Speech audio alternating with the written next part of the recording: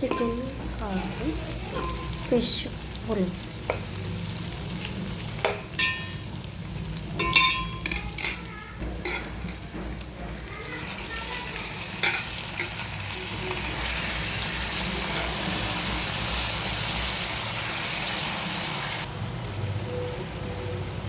చూసారా, ఇలా ముక్కకు అంటకుండా పెట్టాలన్నమాట. అప్పుడు ఏమవుతుందంటే ముక్క ఇరగకుండా ఉంటుంది, లేకపోతే ఫిష్ ఊరికే ఇరిగిపోతుంది. చూసారా చేప ఎలా మగ్గిపోయిందో.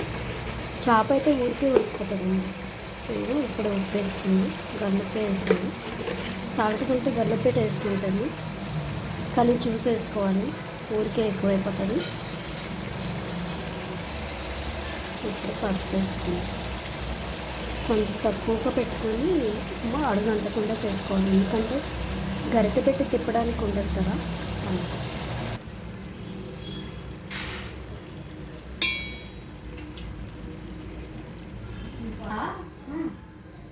చేసా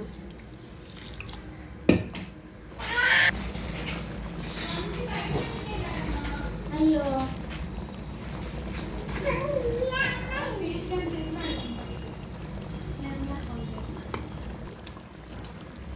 చూడండి, ఇప్పుడు పులుసు చింతపండు రసం తీసి పెట్టేసుకున్నాను. కారం వేసాక పులుసు పోసేసుకోవాలి, కొంచెం చిక్కగా పోయాలన్నమాట. చూడండి ఉడకాలి కదా.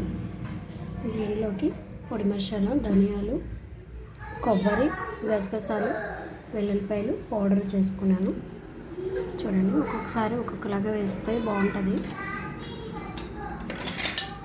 పౌడర్ చేశాను. ఫైనల్లో ఇది వేసుకోవాలన్నమాట. చూసారా ఉడుకుతుంది కదా. ఉడికేటప్పుడు అనే కాదు, చేపల కూరలో గరిటె పెట్టి తిప్పకూడదు, జస్ట్ ఊరికే ఇలా ఖాళీ చేసుకోవాలి.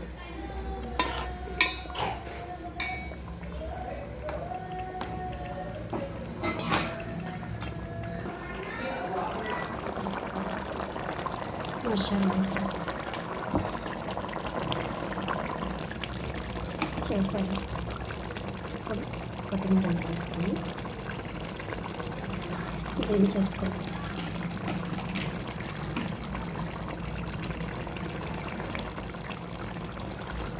స్టవ్ ఆఫ్ చేసేసి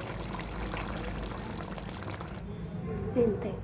చూసారా, నా ఛానల్ సబ్స్క్రైబ్ చేయండి, లైక్ చేయండి, షేర్ చేయండి, కామెంట్ చేయండి, కర్రీ ఒకసారి ట్రై చేయండి. Okay friends, bye bye. మీరు కూడా కంపల్సరీ ట్రై చేయండి. ఇది 2 kgs కర్రీ 2 kgs చేప అనమాట. సగం ముక్కలు, కొన్ని ముక్కలు, ఒక 5 ముక్కలు తీసి పెట్టాను. దాంట్లోనే ఇది ఫ్రై కోసం తీసాను. చూసారా ఎంత పెద్దగా ఉన్నాయి ముక్కలు, పెద్దగా ఉన్నాయి. చేప 2 kgs 200 grams ఉందన్నమాట.